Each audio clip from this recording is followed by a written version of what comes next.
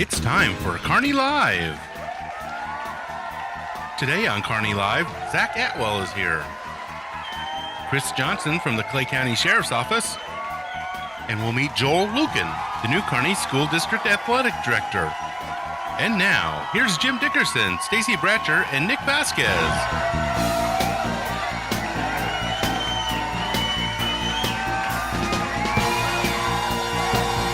And hello, and thank you very much. Thank you. And welcome to Kearney Live. I'm Jim Dickerson along with Nick Vasquez and Stacy Bratcher.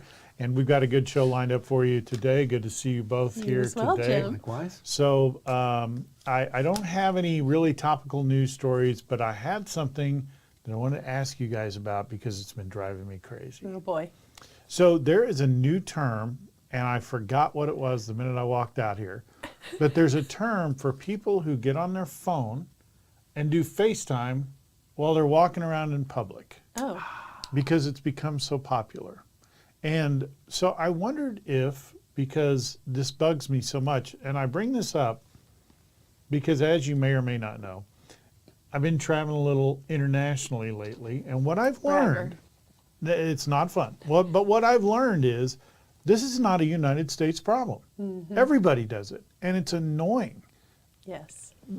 How did we get here, and how do we make it stop? I'll go to you, Stacy. Oh,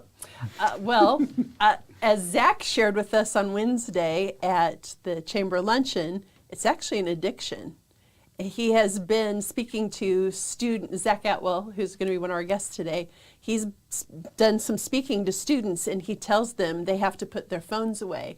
And he said after about 5 minutes, he can tell which ones are addicted because they're physically jittering and can't. Because they think they're going to miss sit there. something. FOMO. Well, caught me on that one. The funny thing is, the thing with talking on speakerphone or FaceTime, so the whole world can hear your conversation, started on the reality TV shows. But they have to do that for the show, otherwise you couldn't hear the other side of the conversation. Right. Are people just not, do they not get that? That was for TV? I have to admit, in my office, if it's just me, I'm on speakerphone. That's different.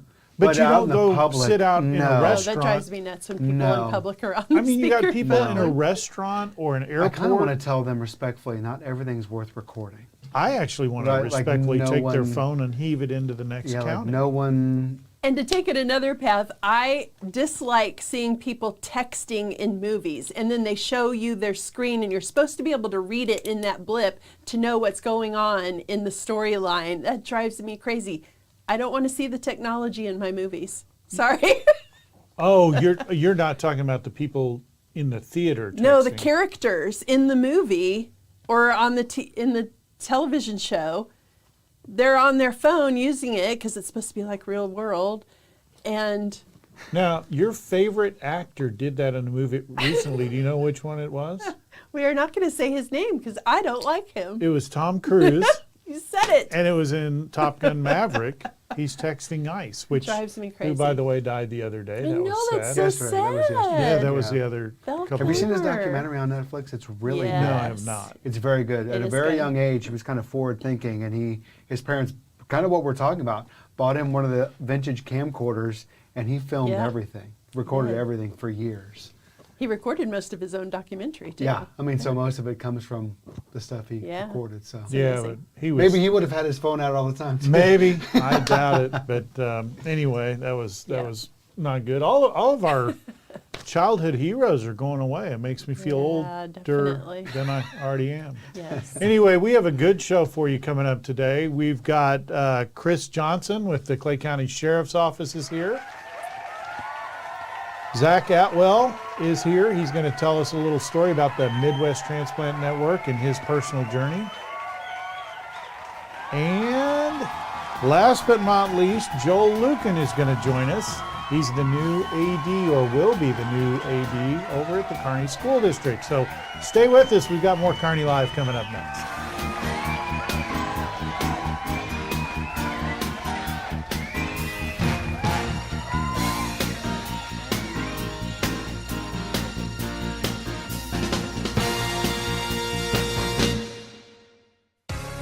Explore a place to visit. Explore knowledge.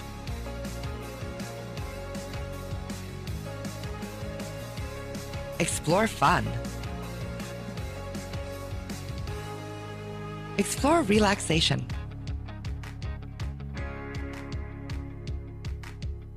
Explore adventure.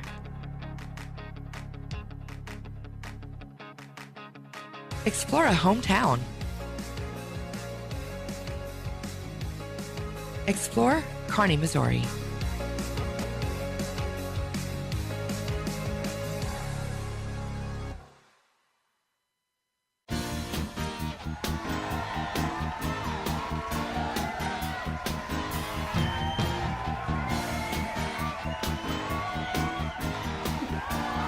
Welcome back to Kearney Live. We are going to be speaking next with Zach Atwell to find out about his journey with organ donation.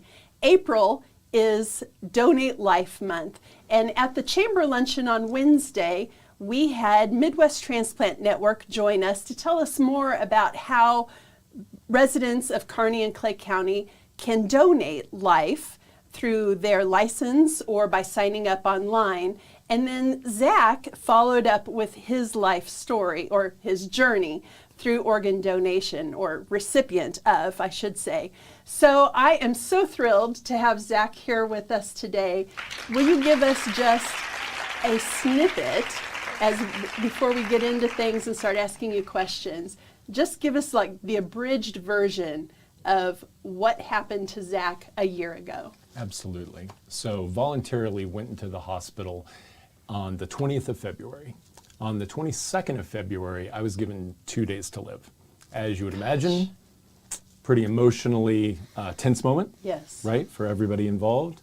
So wife and I went into hustle mode to get everything organized that we already didn't have organized, try to process, and then decide truly not to give up. After the hospital here rejected us, quite a bit of searching, if you will, through the University of Wisconsin. They could not accept us, but they referred us ultimately to the University of Chicago. At the University of Chicago, after some psychological testing and then going over my medical records, said, hey, you're a great candidate. You have the profile that we need of someone that we could help. And then within about a 5-day period, drove up to Chicago, was fully admitted, put on not a waiting list, but put on basically a life support list, for my kidneys had failed at that point. Wow. Yeah. And then by the grace of God and I would say, the program itself at Chicago being so organized and put together, I gained a new, very healthy creme de la creme liver by the 9th of March. Which is unheard of time frame. So that was like a total of, from the first moment you went into the hospital till you got the new, would we say liver? Correct. About 15 days? Yeah, about 2 weeks. That is amazing. It's unheard of. Usually and people such a are on blessing. the waiting list for months to years. Yeah, it was such a blessing. Wow. Yeah, and for it to be a blood and DNA compatible match, right, is number one rare. And then the speed at to which it happened, and then inside my body, everything removed, and then my kidneys kicked on 4 days after the transplant. So it was like everything truly just fell into place. Wow.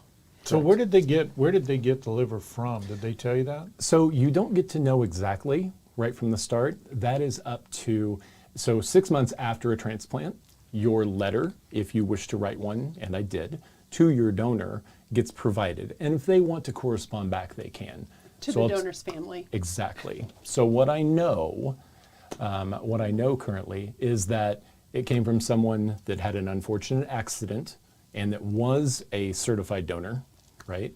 So they donated more than just a liver at the time. But when it came in, I was told, Zach, this liver is creme de la creme. And it's younger, I know that much. Whether it came from a man or a woman or details beyond that are not disclosed. Yeah, I do know that a lot of the, on donations like that, a lot of them come as a result of an accident somewhere along the line. Because obviously if someone has a terminal illness or something like that, you're going to be a little hesitant to start Yeah. They giving can out use donations. tissue for things like Correct. that, but not necessarily Yeah, organs. but organs might already have some failure to them. So, Right.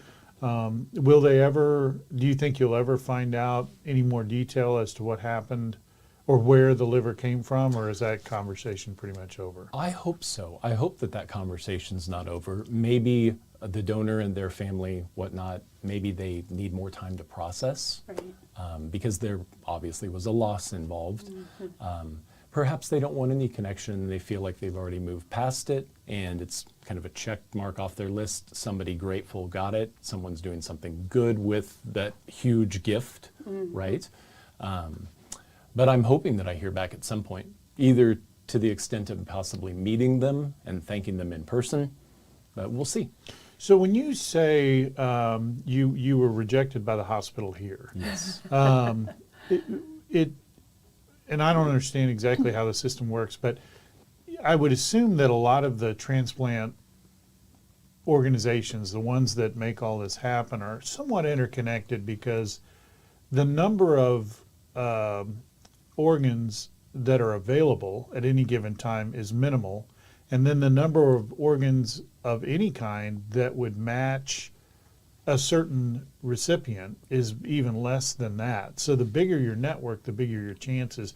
What do you know about the network and how it works, and do you have any idea why you were rejected in the first place? Everything that you just said is exactly correct, and that's about the extent of my knowledge.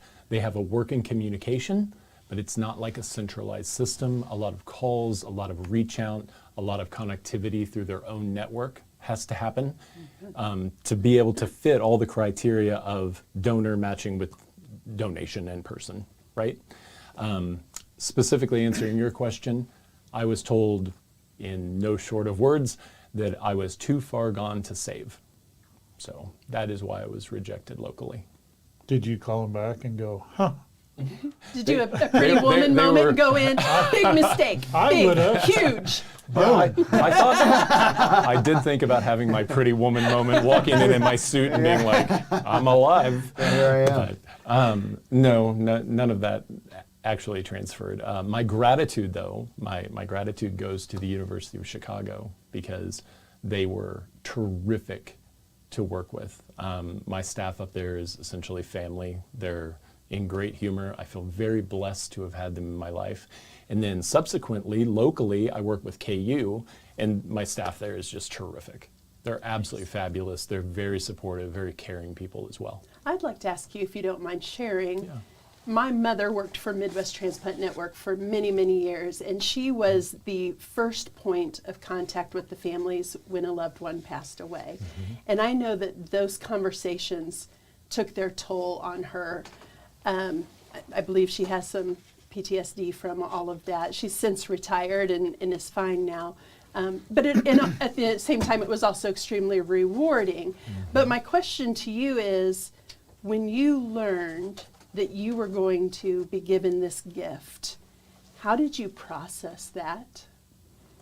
What was your thought process? Those who know me well, and you are one of those people, know that I usually start with gratitude.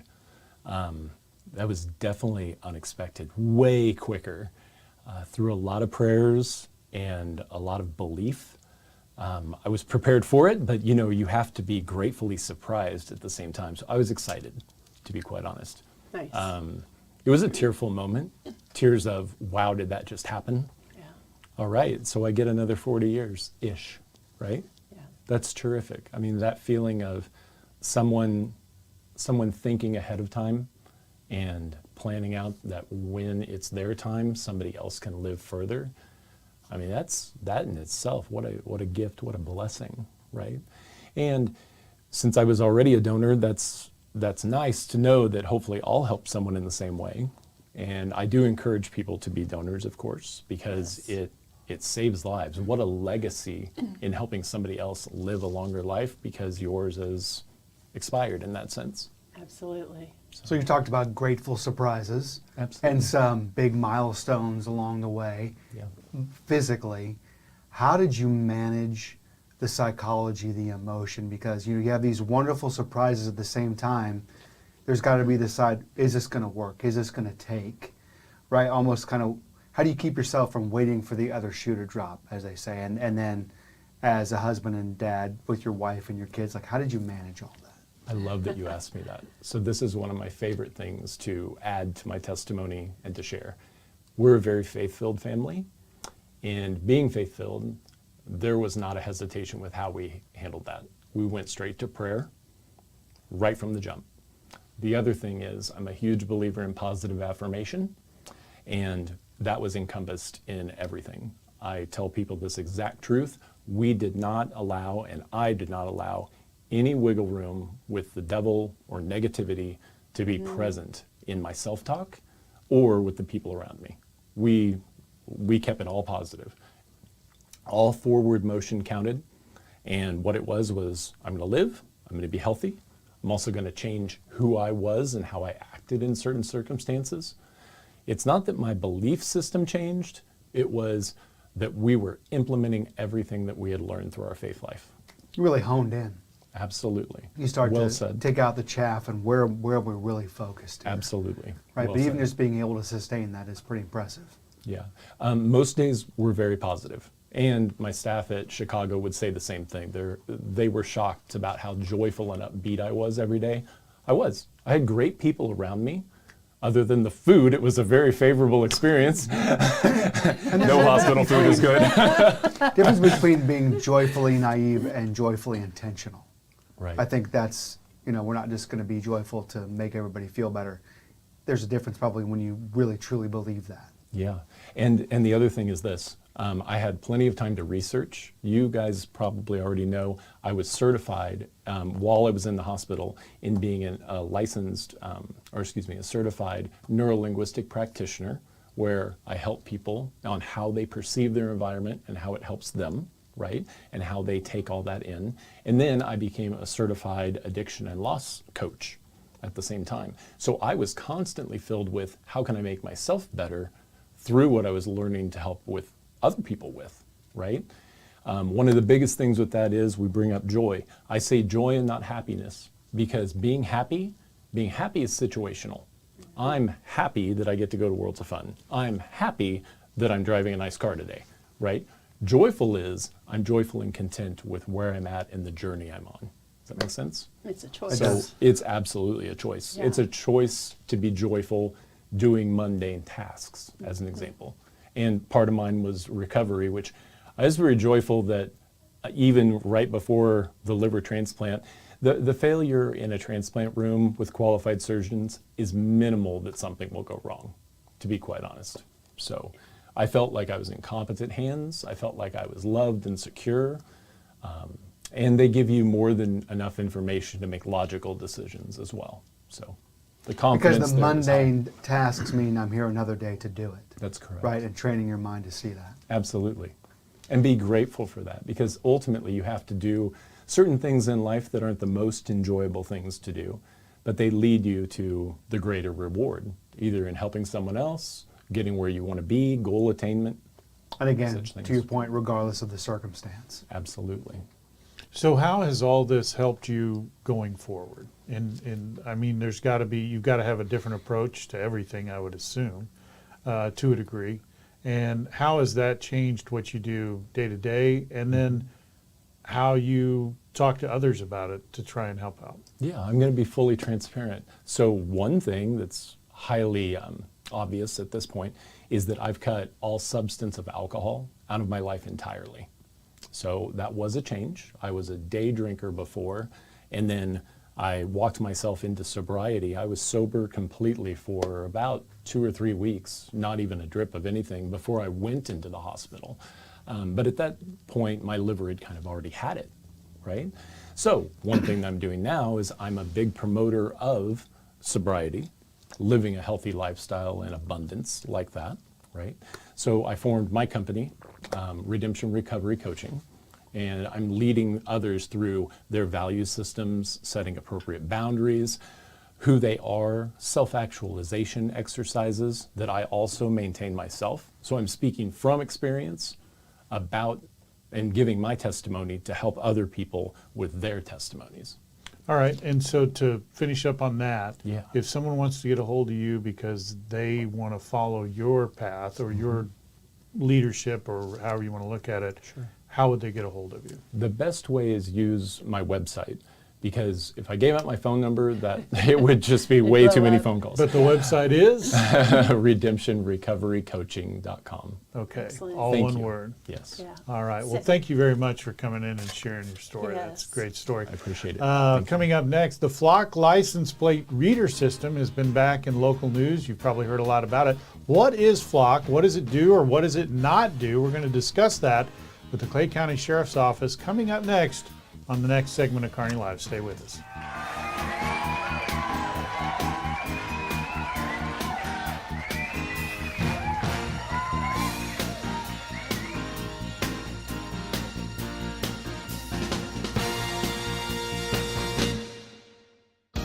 Kearney Trust Company is your local bank offering personalized financial services with a focus on what matters to you.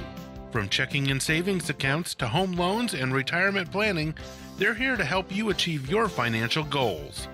Kearney Trust Company is a partner for success with 2 locations in Kearney at 310 West 92 Highway and 701 Watson Drive in Price Chopper. 816-628-6666 or kearneytrust.com. Kearney Trust Company, banking you can trust, member FDIC. At Kearney Family Chiropractic Center, they believe that your health starts with your spine. Using gentle, effective chiropractic care, they focus on restoring balance to your body and improving your overall well-being. Kearney Family Chiropractic Center is taking appointments now at 816-628-6738. The office is located at 301 South Platte Clay Way, Suite B in Kearney, and their website is kearneyfamilychiro.com. Experience the power of wellness at Kearney Family Chiropractic Center.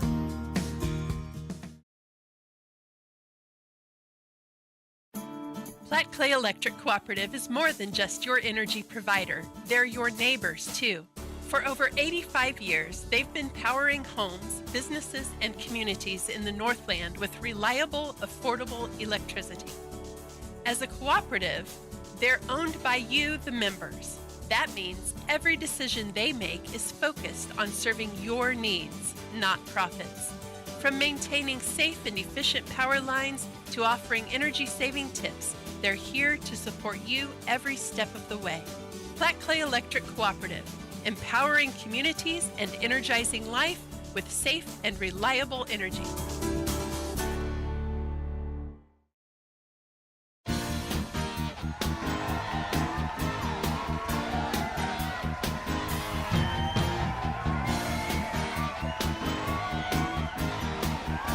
And welcome back to Kearney Live. A couple of weeks ago, you may have heard the Clay County Sheriff's Office used their Flock license plate reader to nab a homicide suspect that escaped from Ray County. Here to tell us a little bit more about that event and the Flock system, if you've not heard about it, is Deputy Chris Johnson from the Clay County Sheriff's Office. Welcome to the show, Chris. Good to have you Thanks here. for having me.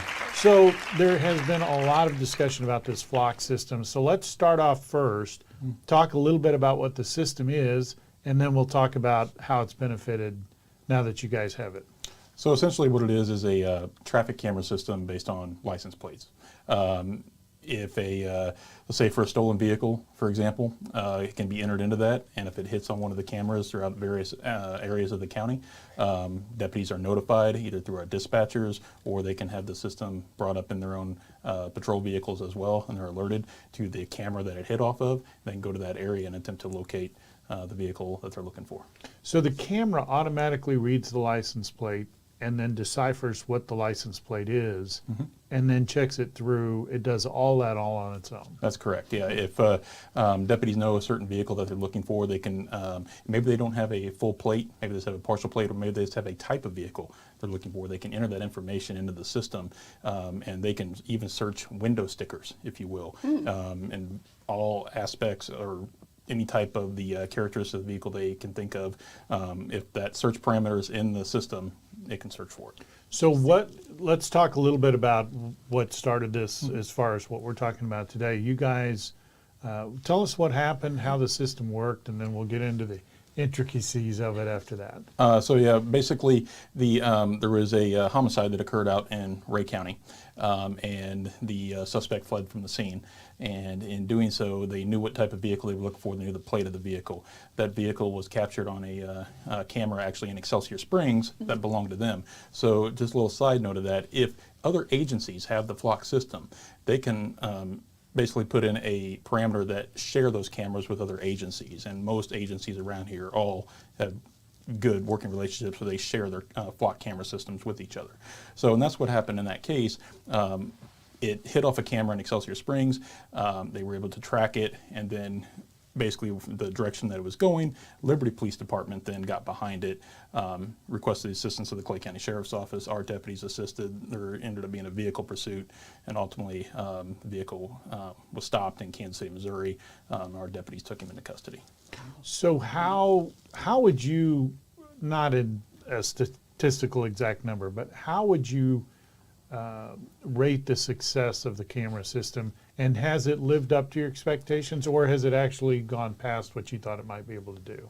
It's very high. I'm very happy with what it can do for us. Not only just for stolen vehicles, but this isn't the only homicide suspect that we've used it for. We had a homicide investigation that led us to a suspect right before Christmas in 2023, where there was a decedent that was dropped out in Rocky Hollow Park, and we were able to pick up the suspect vehicle in the early morning hours here in Kearney, and then led us to the actual who the suspect was, to a place out in Kansas. So it's very highly successful, not only just, like I said, for homicides, stolen vehicles, but we can use it for Amber Alerts, Silver Alerts, other kidnapping type suspects. So it's what it can be used for, there's no end to it. So let's talk about pushback, because this, I got to be honest, this is a part that I don't understand. This is a tool that helps us apprehend and get people off the street that shouldn't be there. It can help if you were to have, let's say, an abduction. It could help you with that. Yeah. I don't see a downside, although there's some people that do. Have you guys had any people contact you, we don't like this is horrible? Yeah, there's been multiple phone calls that we received that people think they're being tracked. They're Big Brother watching, if you will. And that's not the case. You know, I mean, we are doing it for a public safety aspect here. We're not trying to, you know, we have so many things that we're doing. We're not watching any certain, you know, person, you know, all the good law-abiding citizens. That's not who we're after with that. We're looking for the stolen vehicles. We're looking for the dangerous, violent felons who has warrants, sex offender violations, and things like that. Any of those things, that's what we're using it for. So, you know, it's on a public license plate that anybody can see. So, and that's what the cameras are picking up. They're not inside their homes. They're not, you know, faced at any one house or apartment building or anything like that. It is public license plates, and that's what we're going after. Yeah, that's where I get a little confuzzled, because this is one of those things that I've seen where I don't like it until it happens to me. And what I mean by that is my car got stolen. For 6 months, I complained about the flock system because it's Big Brother. But now I want you to find my car. And I've actually seen some of that going on. I'm not going to talk about any specific platform, but on Facebook, I saw there was a person who was just ranting and ranting and ranting about this system, and it costs too much money and blah, blah, blah. It's Big Brother. And then if I recall, their car got stolen. And they're like, why didn't anybody do anything? Why haven't they found my car? And I'm thinking, you're the same person who was just railing on the system. I personally don't get it. I'm also probably a little different. If you're not doing anything wrong, then why are you worried about it? Exactly. And we agree, you know, it's a tool for us, you know, it's not the only tool that we have, you know, but it's a powerful tool. Technology is the leading way in law enforcement now. You know, back when I first started, it was just getting out there and pounding the pavement looking for people. Now, if we have the technology at our fingertips, you know, the deputies have that quick access in their cars, you know, why not utilize it? So go ahead. Well, back to that Big Brother question.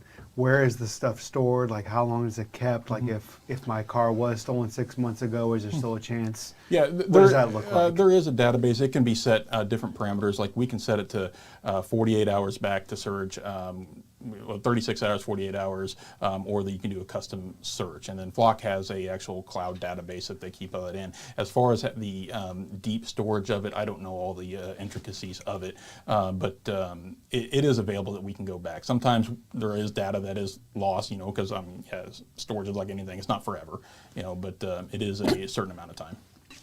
We talked about the many things it does that you like. What do you wish it would do? Or are there, like, where we talked about technology, where is the system growing to? Yeah, I mean, I kind of like where it's at. There's always new things that I'm sure it can do. We love it for investigations. That's what I'm the assistant commander of. We use it for tracking things like that. I'm sure there can be more in-depth things that can do that. I actually have a meeting coming up next week with a Flock representative to see what some of the new things that it can do. So I'll be excited to see about that. So I don't want to speak to it now because I'll probably speak out of turn. Understood. But just curious.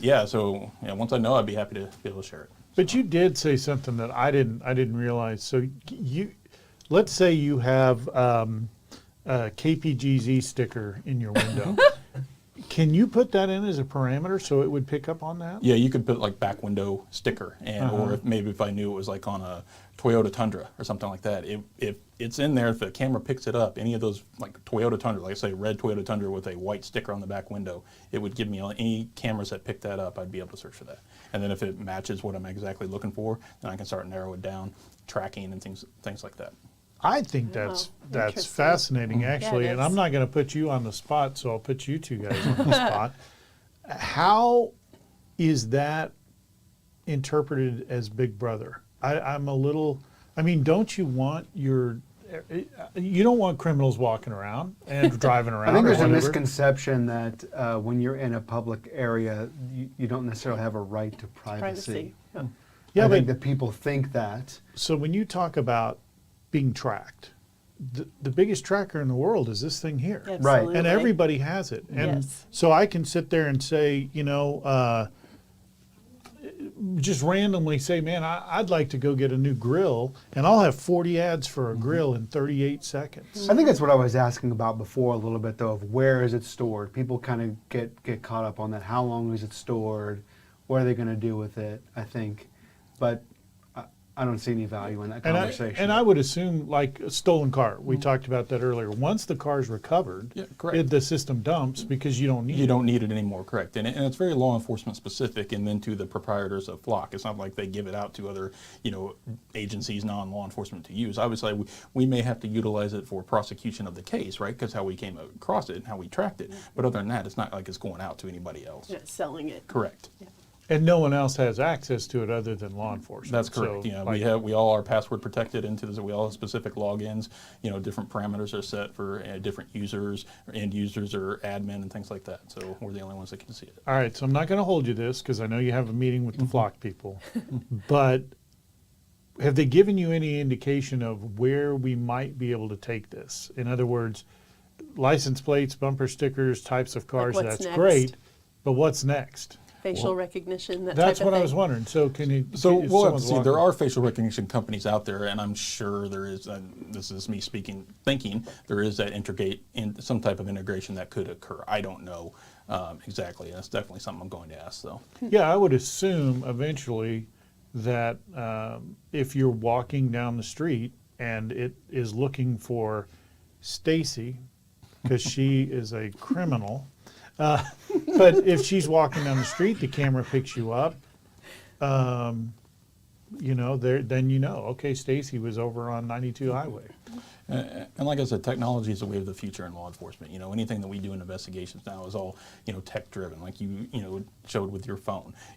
Years ago it didn't used to be that way, and now sometimes it helps us, sometimes it hurts us, because of the amount of data that we have to process through. But to me, I think it helps us a lot more than ever. But this system seems to help you sort through it 100%. pretty specifically, which is, I you think, can do. a benefit. The search parameters are, endless, and if we needed something added to it, our tech team can tell us if they can do it or tell us if they can't. But they usually try to work to getting those different types of things in there for us. And I would think, and I'm assuming that this system's new enough, we don't have the data to support it, but I would assume from a manpower it would greatly help, because now you have an extra set of eyes watching, so you don't have to physically, let's use 35 highway for, and I don't know where the cameras are, and we probably wouldn't tell you if we did. But if you have a camera out on, if you have a camera out on 35 highway, and I'm just making that up, I'm not I-35, I'm not saying there it is, but if it was, that's a set of eyes that watches 24 hours a day for whatever you're looking for, and you don't have to take a person and set them out there. Therefore, that be it a local police officer, sheriff's office, or whoever, can be out doing other things, looking for other things. Correct, and then from if they're alerted to it, then they can respond to the Correct. area. Correct. And let's yeah. even take that a step further. If you're looking for a specific license plate, there's no way that one person would Right. be able to do it with the going 70 miles an hour. That's just not going to and happen. sit out there all day Right, long waiting it's not for that gonna happen. license So how plate. quick are the results when you type in, I'm looking for this license plate? Is it Yeah, immediate? it's pretty much immediate.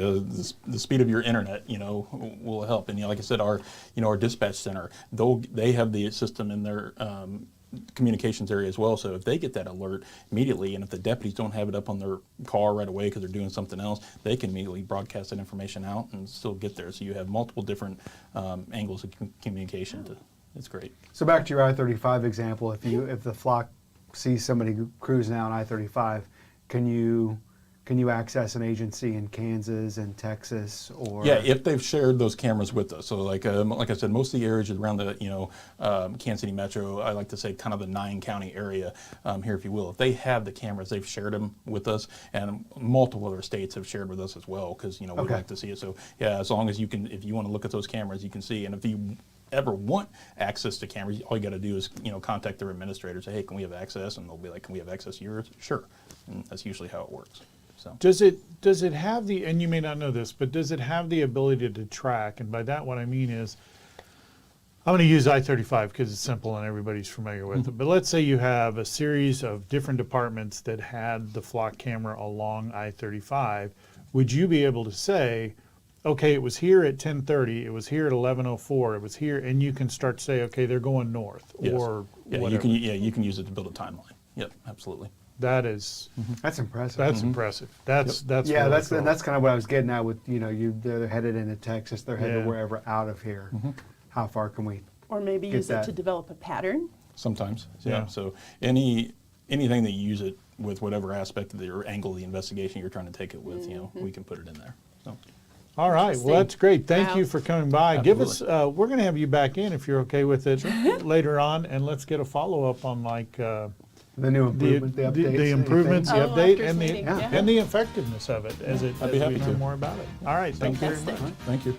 Up next, you'll meet the new man at the helm of Kearney Athletics and Activities. Stay tuned.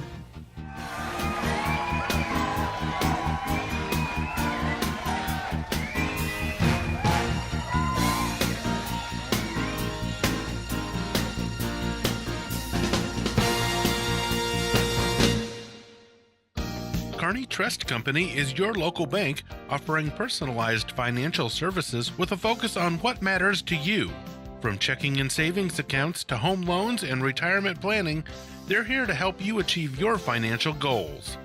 Kearney Trust Company is a partner for success with 2 locations in Kearney at 310 West 92 Highway and 701 Watson Drive in Price Chopper. 816-628-6666 or kearneytrust.com. Kearney Trust Company, banking you can trust, member FDIC. At Kearney Family Chiropractic Center, they believe that your health starts with your spine. Using gentle, effective chiropractic care, they focus on restoring balance to your body and improving your overall well-being. Kearney Family Chiropractic Center is taking appointments now at 816-628-6738. The office is located at 301 South Platte Clay Way, Suite B in Kearney, and their website is kearneyfamilychiro.com. Experience the power of wellness at Kearney Family Chiropractic Center.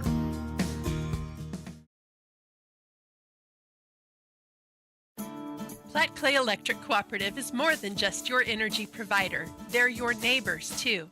For over 85 years, they've been powering homes, businesses, and communities in the Northland with reliable, affordable electricity. As a cooperative, they're owned by you, the members. That means every decision they make is focused on serving your needs, not profits. From maintaining safe and efficient power lines to offering energy-saving tips, they're here to support you every step of the way. Flat Clay Electric Cooperative, empowering communities and energizing life with safe and reliable energy.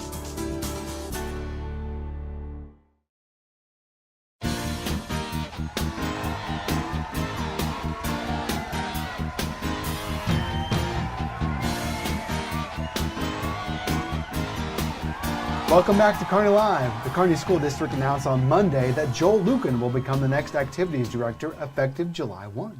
He takes over for Dave Schwarzenbach, who is retiring at the end of the school year. Welcome, Joel. Thank you. It's great to have you with us. Yeah, it's great to be here. All right, so talk to us about, you've done well. Why Kearney? Well, Kearney's a fantastic town. We, when we lived here in the Kansas City metro prior, we ended up moving up to Kearney, my wife, Melissa, and I, and daughter Reagan, and we lived right behind the high school for like 4 years. Oh, goodness.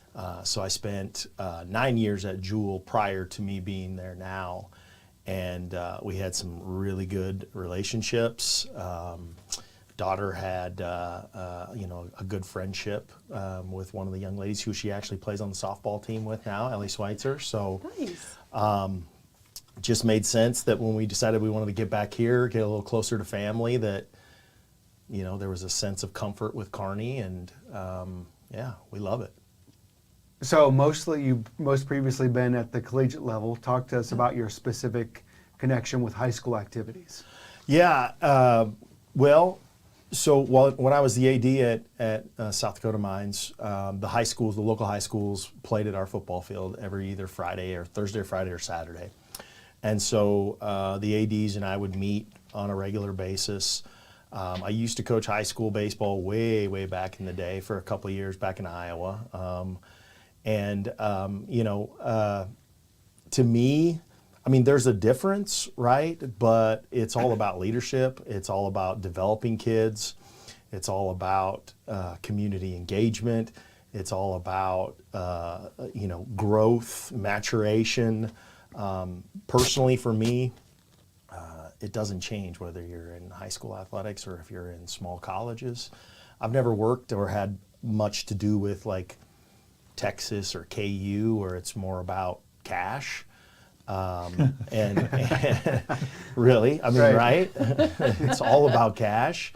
To me, activities and leadership is more about leadership and opportunities and having fun, doing something that you enjoy, that you can carry on for a lifetime.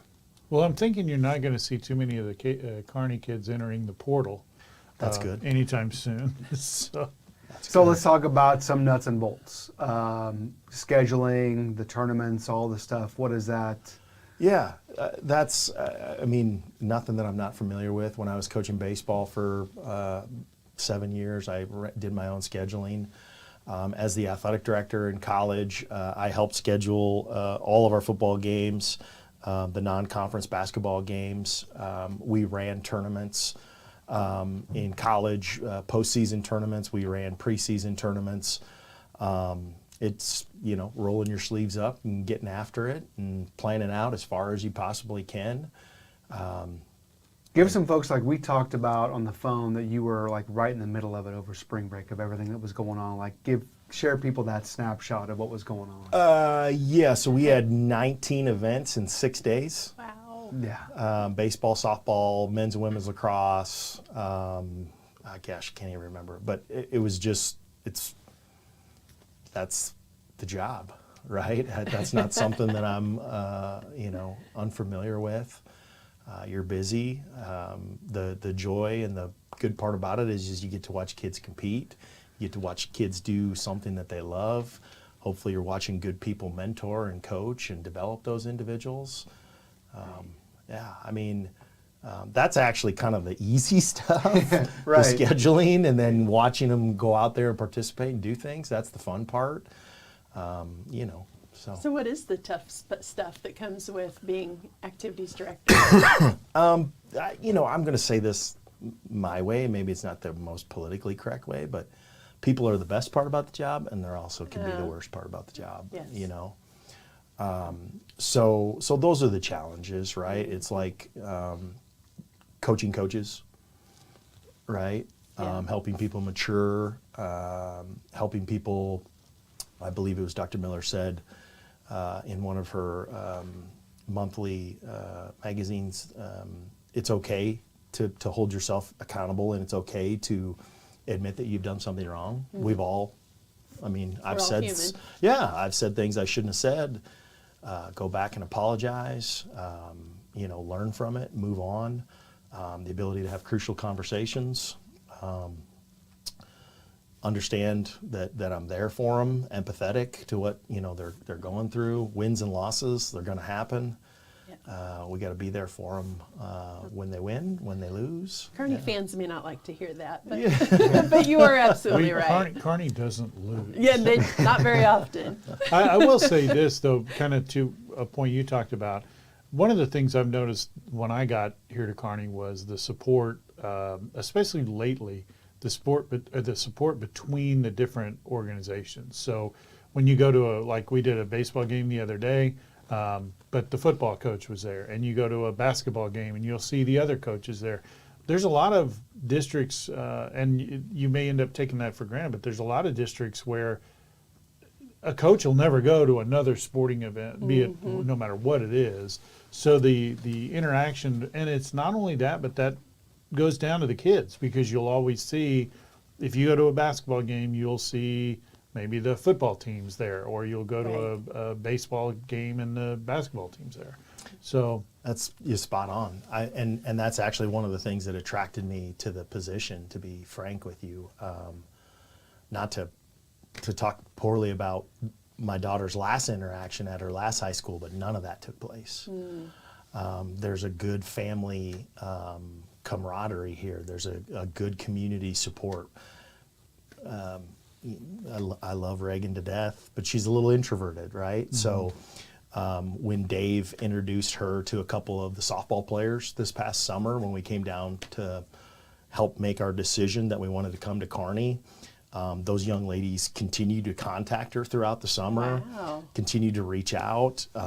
They ended up, obviously they were seniors and they were leaders on the softball team, but they made that transition for her great. Dave was fantastic to myself and Melissa, gave us all the information, excuse me, followed up. So, in my conversations with him, in my conversations with other people who are involved in the district, there is that sense of support. They understand that that's how we're all successful, right? The football team showed up to the district softball for my daughter and the team. I mean, it's a big deal. That makes a big difference. Yes. When you show up and the parents for the opposing team are going to the administrator and saying, "Are you going to get those guys under control?" Well, they're not doing anything wrong. They're here supporting their team. Right. So you're obviously not new to this arena and working with student athletes, and then probably also parents. I know in the school district where my children went to school, the athletics made it very clear they didn't want to deal with the parents. They only wanted to deal with the students. As a parent, I feel like that's detrimental to the student. And I was just wondering, curious, what your take is on that. Yeah, I mean, I think that's part of the growth and maturation of a coach, of an administrator, of a parent, of an athlete. My advice to my coaches is going to be to do as much planning and work ahead as you possibly can, meaning setting a ground rules and expectations. Here's how we want to handle things if this comes up.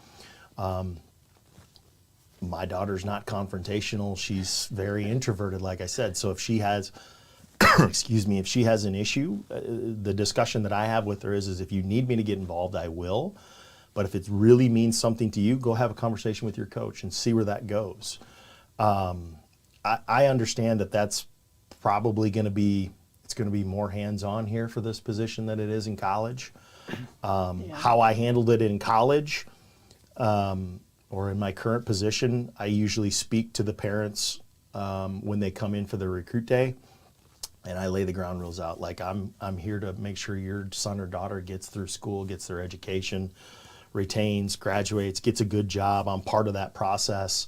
My office door is going to be open to you, to them. The one thing I won't talk about is playing time. If we talk about playing time, I'm going to grab your son or daughter's hand, and we'll walk down, and then we'll sit down and have a conversation with the coach, and we'll go through it. And I'm going to say the same thing to the coaches. If they're being mistreated, if they're being verbally mistreated, if there's something that's wrong, then I'm going to jump in. But if it's about playing time, I mean, playing time's earned in the practice. Right. Right. I mean, Yeah, that's one of the good. things that I don't think people give enough credit to the coaches, especially at the high school level. Again, the professional league, totally different, but I don't think there's a parent in any school district, there might be one, in any school district, in any city, anywhere that doesn't think their kid should be the starter playing every inning, every minute, every hour, every second, and they should be doing this and that and the other. And the fact of the matter is, on any given team, there's, several players, far more than are required to be on the field, court, whatever, at any given time. How the coaches deal with All that of behind that. the scenes Yeah. and then put together a winning program is hats off to the coaches. Yeah. And not just here, I'm talking anywhere. Yeah. anywhere in the country, it's, when I coach, it was talked a lot about embracing your role, right? Like if you're the courtesy runner for the day, be the best courtesy runner that you can possibly be. I think Nick Saban at the American Football Coaches Association said, whatever your task is, if you're going to be a street sweeper, be the best darn street sweeper, That's right. street sweeper that you can possibly be. That's part of that communication process in my mind, is understanding, hey, you're a punter.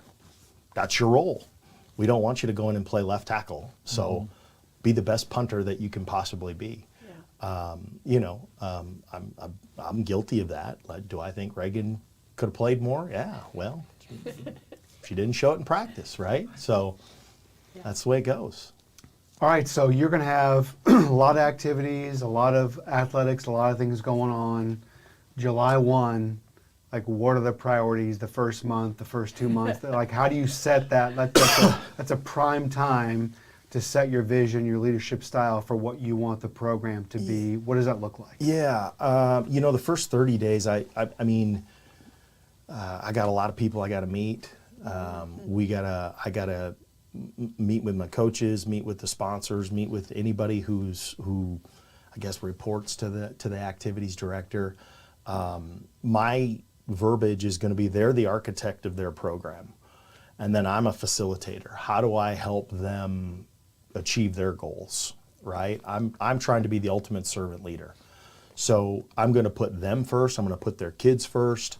And how do we achieve what you need to achieve? The first 60 days, maybe breathe on day 60.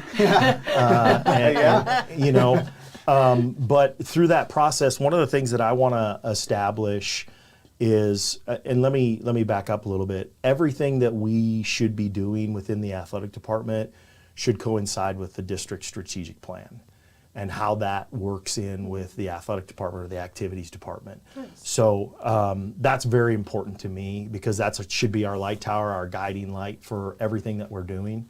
But at some point in time, day 60, somewhere in there, I want to put together what I'm calling an advocate group of either a school board member, community member, some parents, coaches, teachers, staff, myself, and how do we, at minimum, maintain our success, right? Like we've set a standard here, and then how do we get on a projection to move forward, to continue to do what we're doing now, but where can we get better? Where can we learn? I'm a big advocate of like recap. What did we do right? What did we do wrong? Yep. Sometimes that can ruffle some feathers because Reflection's productive. yeah, Yeah, but it but that's It's how you productive. that's how you move forward. That's right. But there are times where that will cause some angst. Yeah. 90 days, hopefully I've got all of that established. I've got all of my relationships established as best I possibly can. And then we're going to get down to the nuts and bolts. I joked a little bit about money in Division I. It does take support. I mean, I know for a fact we wrote a lot of checks for Reagan's softball career at her club, at her high schools. Figuring out how we can create more resources for our kids, create better facilities, create better practice habits. And not just athletics, but theater, but music, but all of that. Nice. All right. Well, thank you for coming in. You're walking into a great program. Yes. Looking forward to see what you can do going forward. But I'm excited. yeah, it's good to have you here. Thanks so much. Thanks for coming. by. Thanks for having me. I Appreciate really it. appreciate it. Congratulations. Yeah, thank Stay you. with us. Final thoughts are coming up next.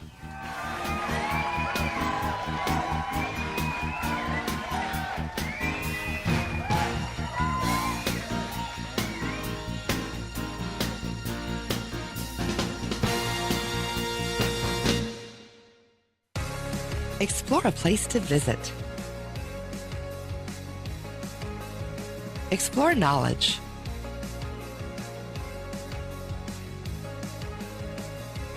Explore fun. Explore relaxation.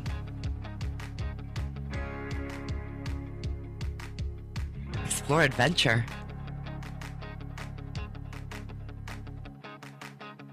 Explore a hometown. Explore Kearney, Missouri.